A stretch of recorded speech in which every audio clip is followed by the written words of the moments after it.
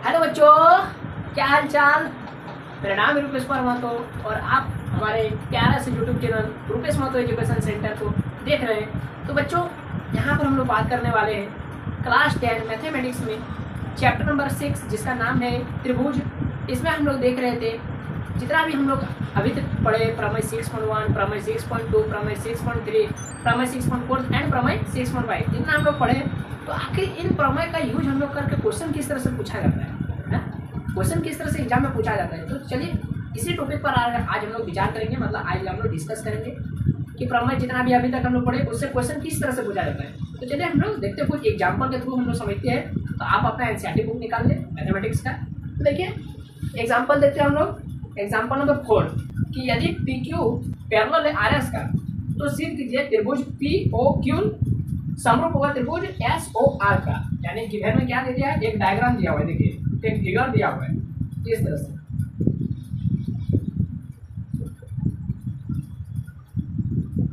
ठीक है बच्चों, ये फिगर में क्या दिया है, P O Q R O S ये दिया है फिगर।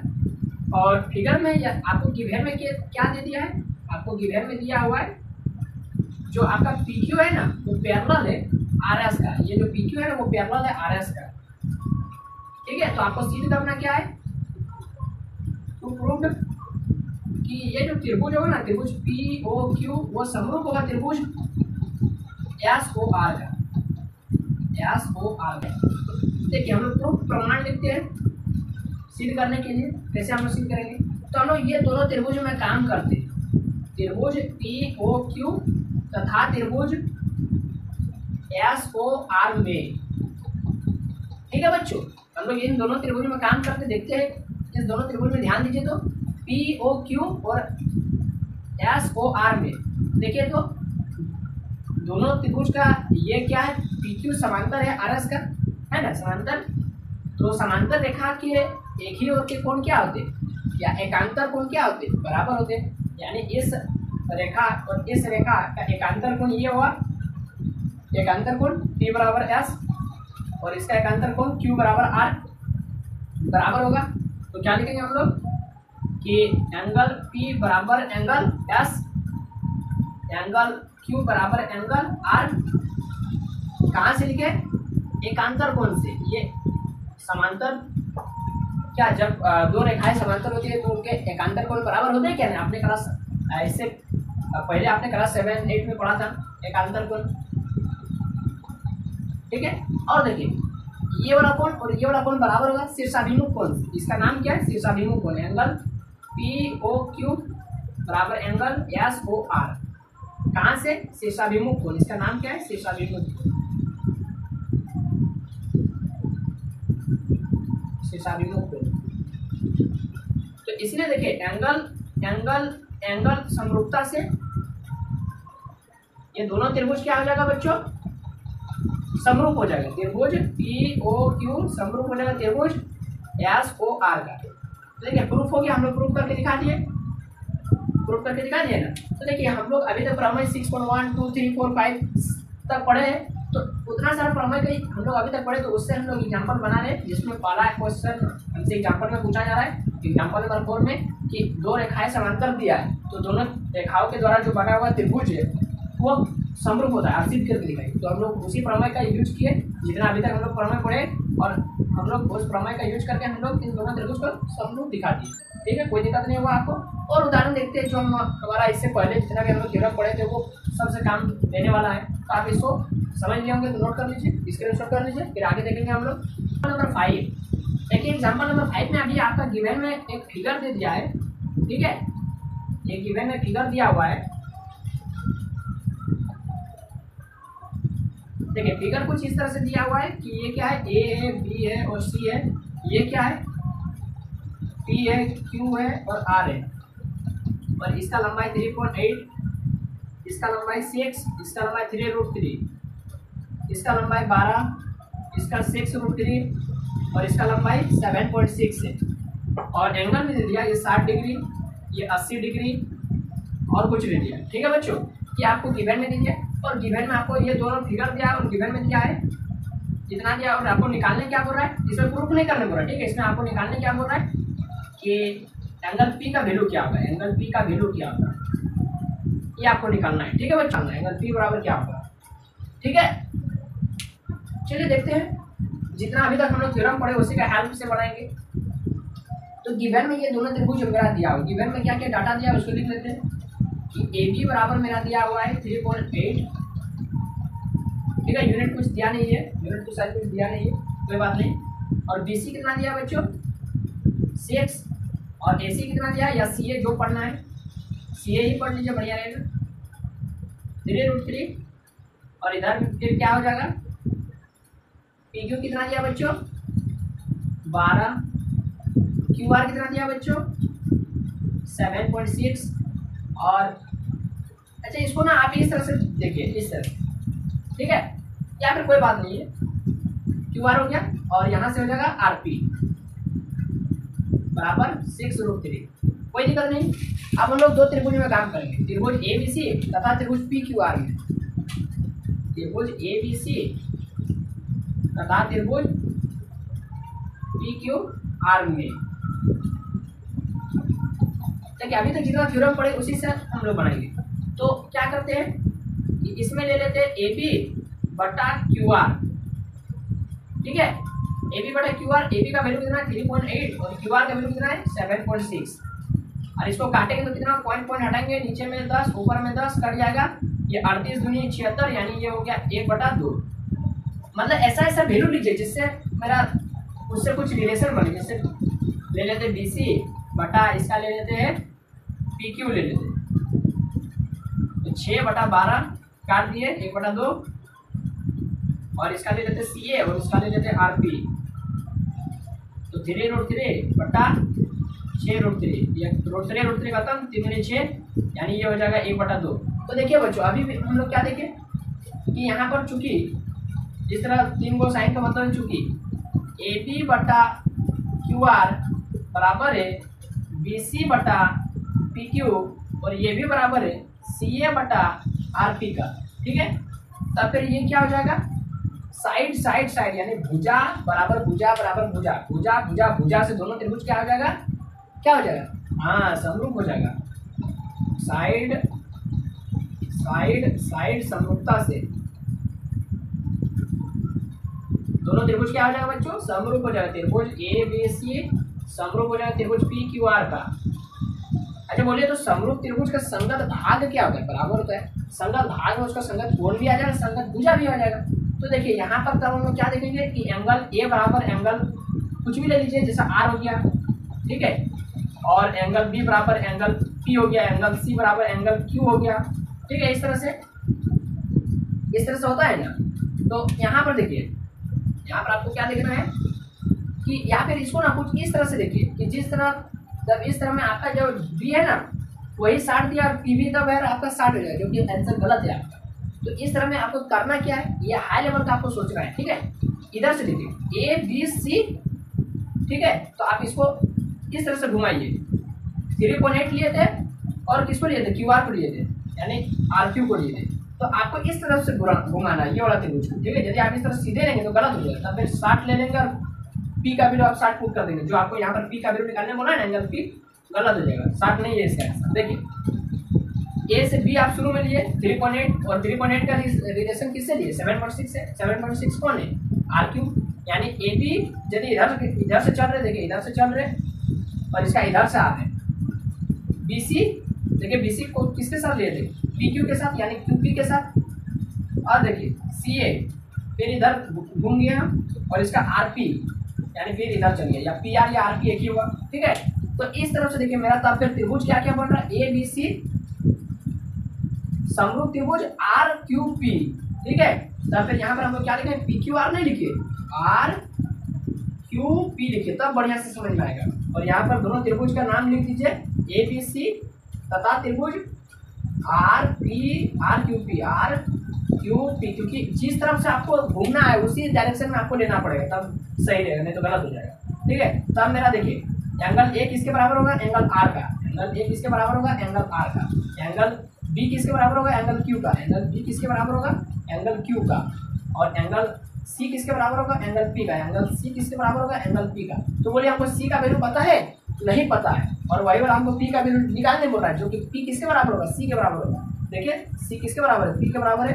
तो इसलिए हम लोग क्या लिखेंगे, दोनों त्रिभुज समरूप हो गया। तो समरूप त्रिभुज के संगत कोण क्या होते हैं, बराबर होते हैं। इसलिए क्या लिखेंगे, एंगल सी जो होगा ना वो बराबर होगा एंगल पी का। देखिए समरूप त्रिभुज का संगत कोण बराबर होगा, तो इसका सी और इसका पी बराबर हो जाएगा। तो हमको सी का वैल्यू तो नहीं पता है ना, सी का वैल्यू निकालिए इस त्रिभुज में काम लेके, इसको समीकरण एक मान के छोड़ दीजिए। हम लोग क्या करते हैं, त्रिभुज ए बी सी में काम करते हैं, त्रिभुज ए बी सी में।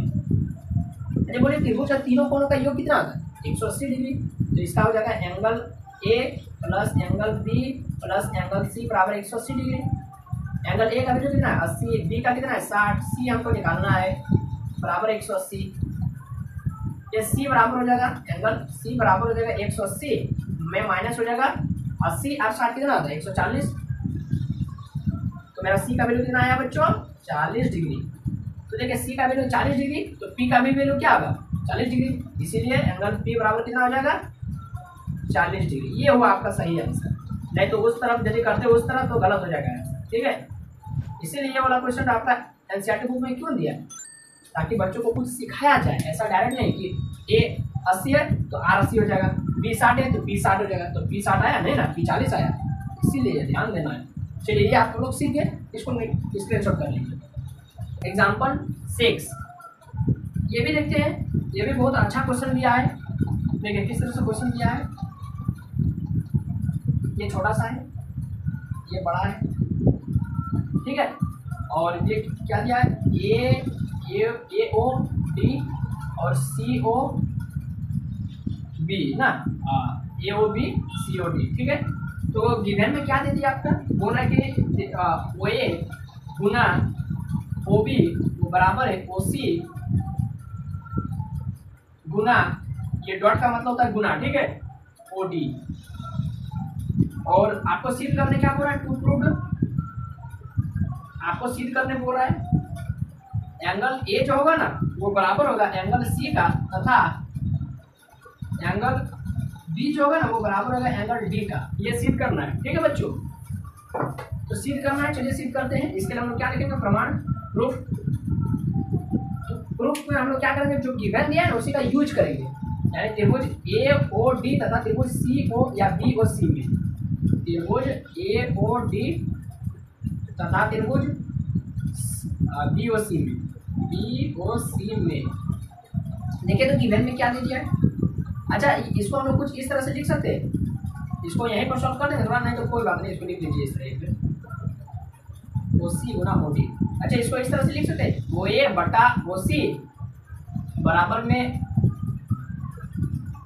ओ डी बटा ओ बी लिख सकते हैं। फिर इसको क्रॉस मल्टीप्लाई करेंगे तो यही वाला आ जाएगा, ओ ए गुना ओ बी, क्रॉस मल्टीप्लाई करेंगे ओ सी गुना ओ डी, फिर यही वाला आ जाएगा, ठीक है। इसीलिए इसको लिखेंगे। और ये वाला हम यहाँ पर भी ये वाला काम तो कर सकते थे, ठीक है। यानी मेरा यहाँ पर ओ ए भुजा किसके बराबर है, ओ सी का, ओ ए ओ सी का, और ओ डी ओ बी का बराबर है, ओ डी ओ बी के बराबर है, ठीक है। इसीलिए दोनों भुजा का यानी दो त्रिभुज का क्या समांतर मतलब संगत भुजा समानुपाती होगा, ठीक है, समानुपाती है। और इसका कुछ एक कोण ले लीजिए, ये वाला, इसका ये वाला एंगल ए ओ डी बराबर एंगल बी ओ सी, ठीक है। तो देखिए ये वाला ध्यान नहीं दीजिए, ठीक है। ये वाला तो मेरा ऊपर में ही करने का था, ओ ए गुना ओ बी बराबर ओ सी गुना ओ डी को ये वाला इस फॉर्म में लाना, ये वाला तो हमको ऊपर में ही करना था, ठीक है। कोई बात नहीं, आप यहाँ भी कर सकते हैं। तो भुजा कोण यानी भुजा कोण भुजा समरूपता से दोनों त्रिभुज क्या हो जाएगा बच्चों, समरूप हो जाएगा। यानी त्रिभुज ए ओ डी जो होगा ना वो समरूप हो जाएगा त्रिभुज बी ओ सी का, समरूप हो गया। अब समरूप त्रिभुज का संगत कोण क्या होगा, बराबर होगा, ठीक है। यानी संगत भाग बराबर होता है बाय CPST से, corresponding part of similar triangle, ठीक है। तो इसका एंगल ले लेते हैं सी ए और इसका एंगल सी, इसका एंगल डी, इसका एंगल बी। तो इसीलिए इसका संगत कोण क्या है, ए, उसका एंगल सी के बराबर, इसका एंगल बी, उसका एंगल डी के बराबर। कहाँ से लिखे, by CPST corresponding part of similar triangle, संगत समरूप त्रिभुज का संगत भाग, ठीक है। तो देखिए ये वाला प्रूफ करने बोला था, देखिए तो ए बराबर सी, डी बराबर डी, तो यहाँ पर लिख दीजिए हेंस प्रूफ है, बस आ गया। कहीं कोई दिक्कत हुआ? बहुत आसान है ये सब क्वेश्चन, ठीक है। और ये सब आपको कैसे कब आसान लगेगा? जब आप इससे पहले वाला जितना भी थ्योरम 5 तक बताए आप वो सब कंप्लीट देखें तभी, ठीक है। तो आप इसको भी नोट कर लीजिए। अब जो क्वेश्चन आया बच्चों एग्जाम्पल नंबर 7, ये जो है ना ये आपका बोर्ड एग्जाम में बहुत बार पूछा है, झारखंड बोर्ड को, ठीक है, सीबीएसई को भी पूछा है। तो आप इस क्वेश्चन को डबल टिक कर लीजिए, ये वाला एग्जाम्पल पे, ये आपका बहुत बार एग्जाम में पूछा गया है। तो क्वेश्चन को हम लोग पढ़ते हैं, अच्छा से समझते हैं। क्वेश्चन बोल रहा है कि 90 सेंटीमीटर की लंबाई वाली एक लड़की बल्ब लगे एक खंभे के आधार से परे 1.2 मीटर पर सेकंड की चाल से चल रही है। यदि बल्ब भूमि से 3.6 मीटर की सेंटीमीटर की ऊंचाई पर है तो 4 सेकंड बाद उस लड़की की छाया की लंबाई क्या है? देखिए समझ में नहीं आया होगा मुझे पता है, लेकिन आप डायग्राम बनाएंगे तो आपको समझ में आ जाएगा, ठीक है। फिगर बनाते हैं। 90 सेंटीमीटर की लड़की है, जैसे खंभा की लंबाई कितना है? 3.6 सेंटीमीटर। ये खंभा है 3.6 सेंटीमीटर का। यहाँ पर एक बल्ब लगा हुआ है, ठीक है, यहाँ पर एक बल्ब लगा हुआ है, आप लोग तो जानते ही होंगे, ठीक है। यहाँ पर एक बल्ब लगा हुआ है, लाइट बल्ब। और ये इसका आधार से, यही वाला इसका बेस है ना, आधार से एक लड़की इधर चल रही है, ठीक है, इधर चल रही है एक लड़की। यहाँ पर एक लड़की है, लड़की की ऊंचाई कितना दे दिया है? लड़की की ऊंचाई दे दिया, इधर चल रही है। यहाँ पर मान लेते लड़की पहुंची है, लड़की की ऊंचाई है 90 सेंटीमीटर। तो 90 सेंटीमीटर को मीटर में चेंज करेंगे तो कितना होगा? 100 से भागा दे देंगे, 0.9 मीटर, ठीक है। तो ये 0.9 मीटर की लड़की है, कोई बात नहीं है। या फिर इसको क्या करना है? हाँ ठीक है, कोई बात नहीं। तो ये हो गया, तो ये इतना सेंटीमीटर यानी इसको 90 सेंटीमीटर ही रहने दीजिए। अभी 90 सेंटीमीटर की लड़की है और ये इसका आधार से, ये खंभा का आधार से इधर चल रही है, ठीक है, इससे दूर जा रही है। और कितना स्पीड से चल रही है? 1.2 सेंटीमीटर, 1.2 मीटर पर सेकंड की स्पीड से चल रही है। ये लड़की इधर जा रही है, ठीक है। तो कह रहा है कि 4 सेकंड बाद मान लेते लड़की यहाँ पहुँच गई, ठीक है। तो 4 सेकंड बाद उस लड़की की छाया की लंबाई क्या होगी? तो बोलिए ये जो यहाँ से लाइट यहाँ पर बल्ब है, ठीक है, यहाँ पर बल्ब है, तो बल्ब का रोशनी यहाँ तक आएगा, इस लड़की का माथा को छुएगा और माथा को छू के मान लेते 4 सेकंड में इसका परछाई यहाँ पर बन रहा है, यहाँ पर इतना दूर बन रहा है, ठीक है। मान लेते यहाँ पर इस एरिया में इसका परछाई बनेगा। तो आपको निकालने क्या बोल रहा है कि उस लड़की की छाया की लंबाई क्या दीजिए, यानी ये 4 सेकंड तो यहाँ पहुँचा ना, ये 4 सेकंड यहाँ तक पहुँचाता है, 4 सेकंड, ठीक है। 4 सेकंड के बाद बोला, देखिए 4 सेकंड के बाद मतलब ये 4 सेकंड के बाद, यानी इधर यहाँ से लेकर यहाँ तक, यहाँ से लेकर यहाँ तक का हमको क्या निकालना है? लंबाई निकालना है, जिसको हम एक्स मान लेते हैं, ठीक है, एक्स मीटर। ये वाला एक्स मीटर आपको निकालने को है। तो आपको समझ में आ गया वो क्वेश्चन कि जब यहाँ पर रोशनी उसका माथा में पड़ेगा, सिर में, तो उसका परछाई 4 मीटर 4 सेकंड के बाद यहाँ इतना दूर बनेगा। जितना लंबा बनेगा हमको नहीं पता क्या कितना लंबा बनेगा उसका परछाई, तो जिसको हम एक्स माने, ठीक है, एक्स मीटर उसका लंबाई बनेगा परछाई का। वही एक्स का वैल्यू को निकालना है कि कितना लंबा उसका परछाई बनेगा। समझ में आ गया? चलिए अब इसको हम लोग सॉल्व करते हैं। तो यहाँ पर आपको दिया क्या है? लड़की की लंबाई दिया और खंभे का लंबाई दिया, और चाल किस चाल से, यानी स्पीड आपको दे दिया है 1.2 मीटर पर सेकंड, टाइम दे दिया आपको 4 सेकंड। यहाँ से हम लोग यहाँ से यहाँ तक का दूरी निकाल सकते हैं, क्योंकि यहाँ से यहाँ तक चलने में कितना उसका समय है? 4 सेकंड, और उसका स्पीड कितना दे दिया है? 1.2 मीटर पर सेकंड। तो यहाँ से यहाँ तक हम लोग दूरी निकाल सकते हैं, डिस्टेंस, तो हम लोग दूरी निकाल देते हैं। इसका नाम कुछ दे दीजिए ए बी, और इस लड़की का लंबाई सी डी, और जितना लंबा उसका परछाई बनेगा ई तक जाएगा, ठीक है। चलिए हम लोग देखते हैं, हम लोग गिवन में क्या क्या दिया है? टाइम दे दिया 4 सेकंड, बी से डी तक। या फिर पहले इसको लिख लीजिए, माना खंभे की लंबाई, माना नहीं तो जो आपका एग्जाम में चेक करने वाला टीचर रहेंगे उसको कैसे पता चलेगा बी डी क्या है? तो माना ए बी जो है ना, या फिर माना खंभे की लंबाई, खंभे की, उसको लिख के बता दीजिए कि हम लोग ये माने लंबाई ए बी है, ठीक है। तथा लड़की की लंबाई, तथा लड़की की लंबाई, जिसको हम लोग क्या माने बच्चों? सी से डी माने, सी डी, कोई दिक्कत नहीं है। और 4 सेकंड के बाद 4 सेकंड तक लड़की द्वारा तय की गई दूरी, क्या लिखेंगे? 4 सेकंड तक लड़की द्वारा तय की गई दूरी, जिसको हम लोग क्या माने? बी से डी तक। तो दूरी बराबर क्या होता है? चाल गुना समय, चाल कितना दिया 1.2, समय कितना दिया 4 सेकंड, तो ये हो गया 12 चौक 48 यानी 4.2 मीटर। ये मेरा दूरी निकल गया ना। तो ये ठीक है, कोई दिक्कत नहीं है। अब हम लोग क्या करते हैं बच्चों, अब हम लोग करेंगे जो हमको थ्योरम पता है। अच्छा, हमको यहाँ से यहाँ तक परछाई की लंबाई निकालना है 4 सेकंड के बाद। तो पूरा यदि परछाई देखेंगे, पूरा परछाई BD को भी जोड़ेंगे और DE को भी जोड़ेंगे। पूरा परछाई यहाँ से खंभे से उसका परछाई इतना जोड़ेंगे। तो हमको इतना पता है, इतना नहीं पता है, तो इतना हम लोग निकालने के लिए क्या करेंगे, x को इसमें जोड़ देंगे। तो x का वैल्यू हमको पहले जानना पड़ेगा ना, ठीक है। तो ऐसे तो हमको निकालना है 4 सेकंड के बाद परछाई, यानी यहाँ के बाद परछाई, ये होगा खाली x का वैल्यू चाहिए, ठीक है, कोई दिक्कत नहीं है। तो हम लोग जितना अभी तक थ्योरम पढ़े उसी का यूज करेंगे। तो हम लोग क्या लिखेंगे, हम लोग लिखेंगे क्या लिखेंगे कि AB बटा CD बराबर जो है ना वो है किसके, B से E तक बटा, या फिर इसको पहले क्या कर लेंगे, इसको अच्छा कोई बात नहीं, इसको करते हैं ना, ठीक है। और BE बटा, या फिर आप इसको ना सबसे पहले समरूप सिद्ध करके दिखाते हैं, समरूप की दोनों त्रिभुज समरूप है, यानी ये वाला छोटा वाला त्रिभुज जो CDE और बड़ा वाला त्रिभुज तो ABE, ये दोनों त्रिभुज को पहले समरूप करके दिखाएं, फिर उसका संगत भुजा समानुपाती कर दिखा देंगे, ठीक है। तो हम लोग त्रिभुज इसमें काम करेंगे ABE बड़ा वाला में तथा त्रिभुज छोटा वाला क्या नाम है CDE में। अरे ध्यान दीजिए, तो दोनों में E कॉमन है, एंगल E बराबर एंगल E है ना, कॉमन दोनों में आ रहा है, लिख देते हैं कॉमन उभयनिष्ठ।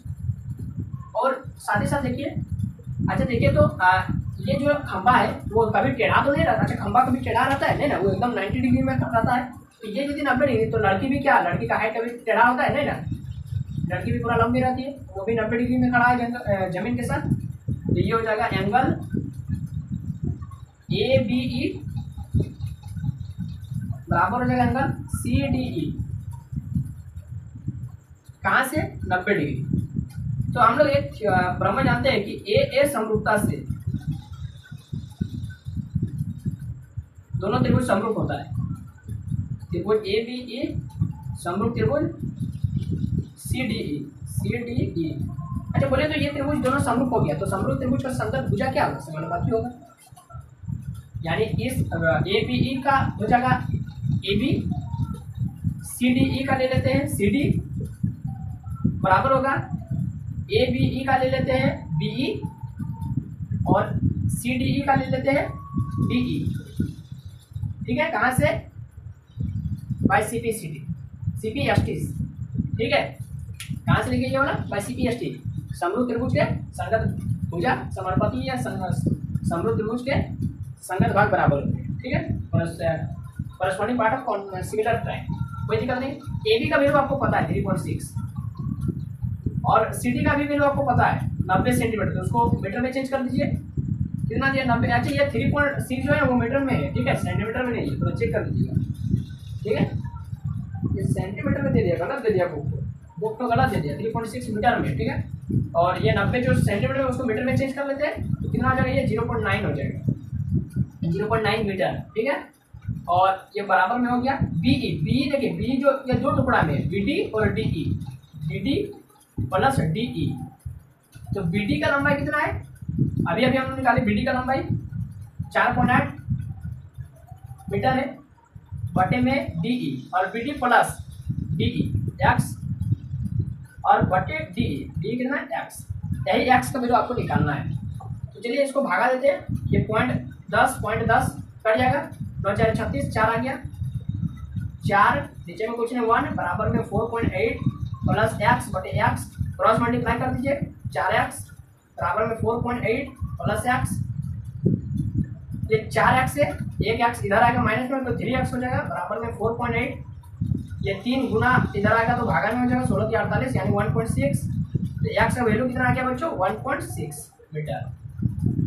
परछाई की लंबाई कितना आ गया, 1.6 मीटर। यानी 4 सेकंड के बाद परछाई पूछेगा तो केवल x का वैल्यू बताना है, पूरा खंबा से परछाई पूछेगा लड़की का, तो यहाँ से अगर यहाँ, अच्छा वैसा में तो लड़की का परछाई थोड़ी बनेगा, खंबा का ही परछाई बनेगा, ठीक है। तो पूरा खंबा का परछाई पूछेगा, तो लड़की का परछाई लगा करके तो 4.8 में जोड़ देना है 1.6 को, ठीक है। 4.8 में 1.6 को जोड़ देना, लेकिन आपको यहाँ पर क्वेश्चन में क्या बोला, केवल लड़की की परछाई बोला, वो भी 4 सेकंड के बाद, यानी यहाँ के बाद कुछ परछाई, तो यहाँ से बाद यानी x का वैल्यू 1.6 मिनट, परछाई की लंबाई 1.6 मिनट है, लेकिन आपको लिखना आता परछाई की लंबाई x बराबर 1.6 मिनट, हो गया आंसर, ठीक है। चलिए ये भी आपको समझ में आ गया, इसको भी नोट कर लीजिए, स्क्रीनशॉट कर लीजिए। एग्जांपल नंबर 8, ये बहुत अच्छा एग्जांपल दिया है, ठीक है, इसको भी देख लेते हैं। क्या दिया है, इस तरह से फिगर दिया हुआ है, और ये जो यहाँ से यहाँ तक जो ये जो लंबाई है ना, ये लंबाई इसका माध्यिका भी है वो दे दिया है। माध्यिका मतलब जो इसको ये वाला भुजा को बराबर भाग में काट रहा है, ए से बी को 2 बराबर भाग में, यानी ए बी, तो ये वाला मान लेते हैं ए एम है, ठीक है, ये एम ए बी सी, जो एम सी है ना, ये सी एन जो है ना, ये इसको 2 भागों में बांट रहा है, किसको, ए बी को, एक भाग ये एक भाग ये, और दोनों भाग बराबर है। उसी तरह से इधर भी ये काट रहा है, ये वाला, ठीक है, ये माध्यिका है इसका, ये क्या नाम दिया इसका, पी क्यू आर, तो ये जो आर एन जो है ना, ये पी क्यू को 2 बराबर भाग में काट रहा है। तो गिवन आप क्या दे दिया है कि जो सी एम और आर एन जो है ना, वो 2 माध्यिकाएं है। गिवन में क्या दे दिया है, सी एम तथा आर एन 2 माध्यिकाएं हैं, सी एम तथा आर एन क्रमशः भुजा ए बी तथा भुजा पी क्यू के क्या है, माध्यिकाएं हैं, माध्यिकाएं है, ठीक है, ये मेरा गिवन में दिया हुआ है। और क्या दिया है, यदि त्रिभुज ए बी सी समरूप है त्रिभुज पी क्यू आर का, तो सिद्ध कीजिए, सिद्ध करने क्या बोल रहा है, टू प्रूव। एक नंबर में क्या सिद्ध करने बोल रहा है कि त्रिभुज ए एम सी समरूप होगा त्रिभुज पी एन आर का। दूसरा नंबर में क्या सिद्ध करने बोल रहा है, जो सी एम बटा आर एन होगा वो बराबर होगा ए बी बटा पी क्यू का। और तीसरा नंबर में क्या सिद्ध करने बोल रहा है, उसी तरह से जो फर्स्ट में बोला था, सी एम बी त्रिभुज समरूप होगा त्रिभुज आर एन क्यू का। ये हमको प्रूफ करना है, 3 वो चीज, ठीक है, बहुत आसान है, कोई दिक्कत नहीं है, आप लोग डरने की जरूरत नहीं है, ठीक है। चलिए हम लोग प्रूफ करते हैं, प्रमाण स्टेप बाय स्टेप समझते चलिए, देखते चलिए, आपको सब समझ में आ जाए। तो ये 2 जो क्या है, ये क्या है, दोनों माध्यिकाएं, सी एम माध्यिका और आर एन माध्यिकाएं, ए बी का और पी क्यू का, यानी ए बी को 2 बराबर भाग में काट रहा है, ए एम बराबर एम बी, और इधर से आर एन 2 बराबर भाग में काट रहा है पी क्यू का, यानी पी एन बराबर क्यू एन, ठीक है, कोई दिक्कत नहीं है। हमको सिद्ध करना क्या, देखिए तो, अच्छा आपको गिवन में क्या देते हैं, उसी को पहले काम ले लीजिए, त्रिभुज ए बी सी, ठीक है। सबसे पहले जब आपका दिमाग ना लगे ना इस तरह का क्वेश्चन में, तो सबसे पहले जो गिवन में दे दिया उसी का यूज करना है, ठीक है, क्योंकि गिवन में भी तो जो दिया उसका कुछ यूज होगा तब ना। ए बी सी समरूप त्रिभुज P Q are bye given, ये गिवन से हम लोग ये गिवन में दिया था, तो देखिए तो इसका कुछ काम होगा, यानी त्रिभुज ए बी सी समरूप त्रिभुज पी क्यू आर, यानी त्रिभुज ए बी सी समरूप त्रिभुज पी क्यू आर, तो इसका अच्छा 2 त्रिभुज यदि समरूप होते तो उसका संगत भुजा क्या होगा, समानुपाती होगा, बिल्कुल सही बोल रहे हैं।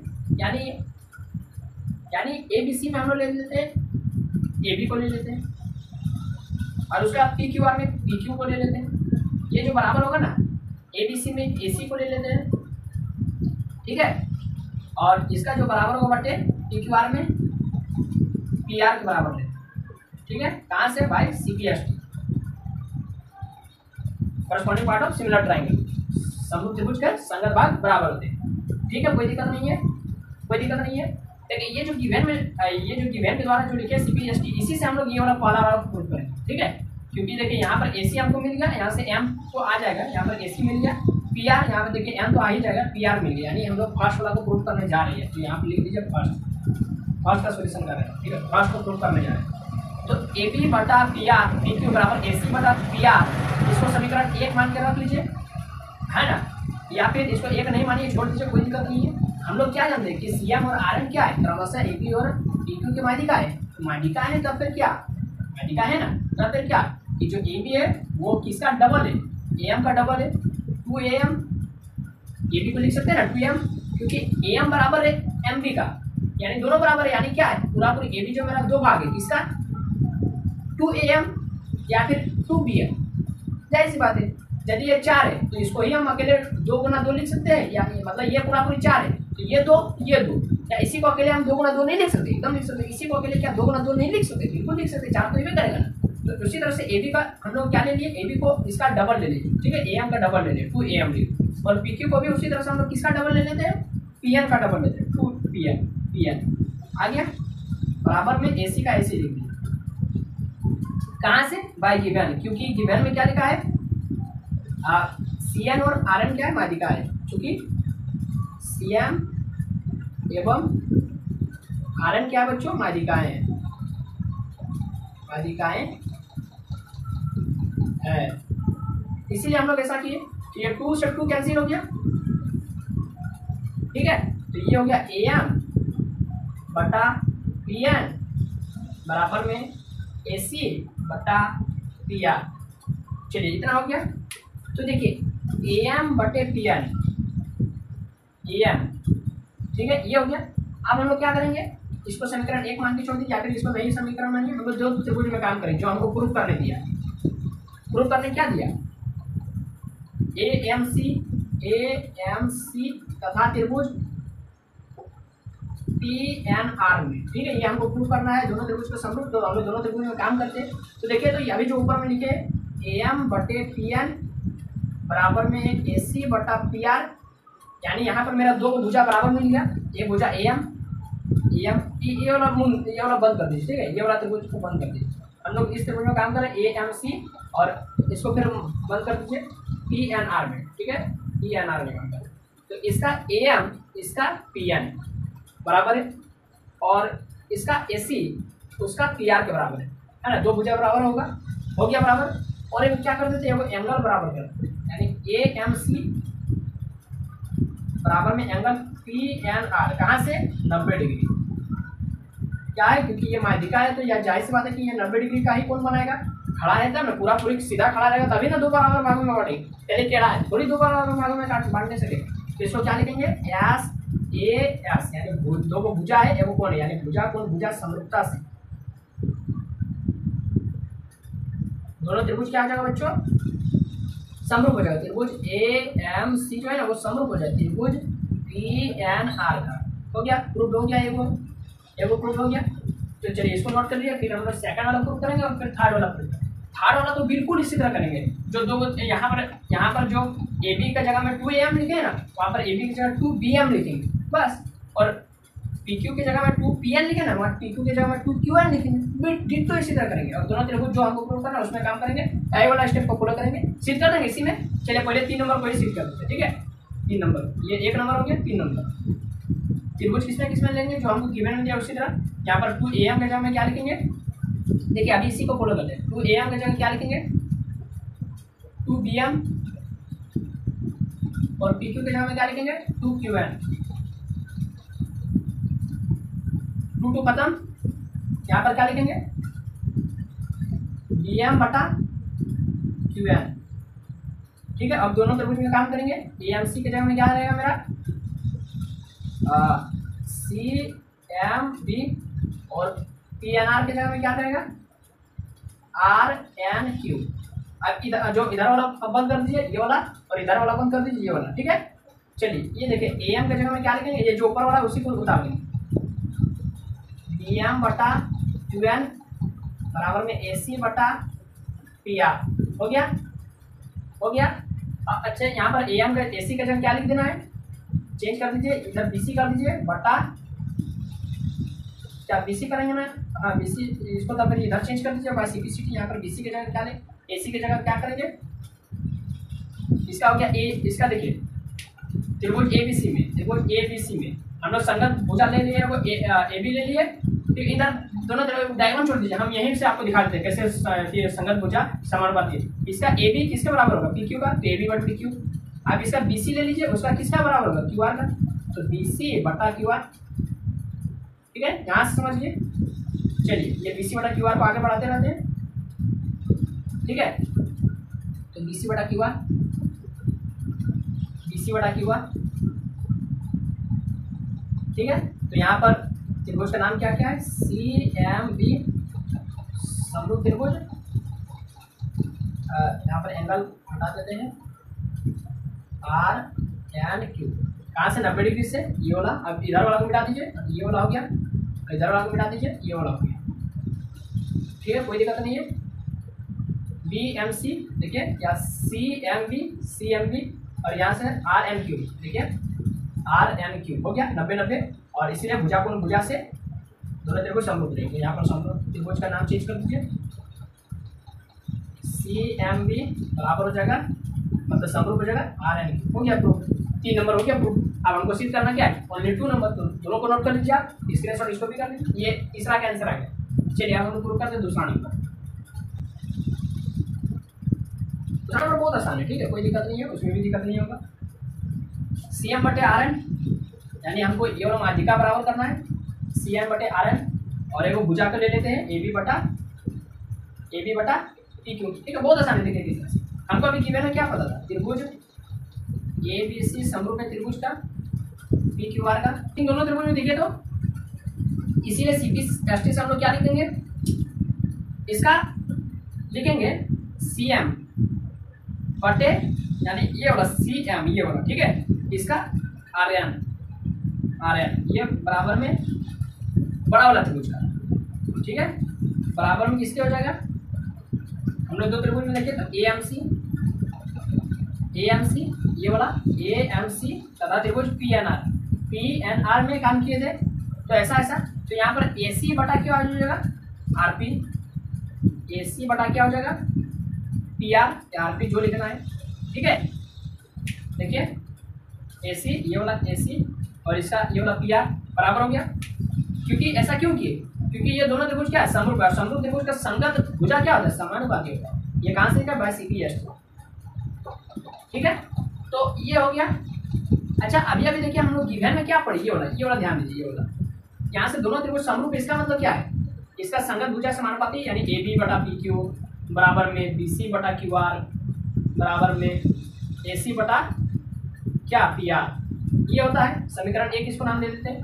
अब देखिए यहाँ पर AC बटा PR के जगह हम क्या लिख सकते हैं, AB बटा PQ लिख सकते हैं, बिल्कुल लिख सकते हैं।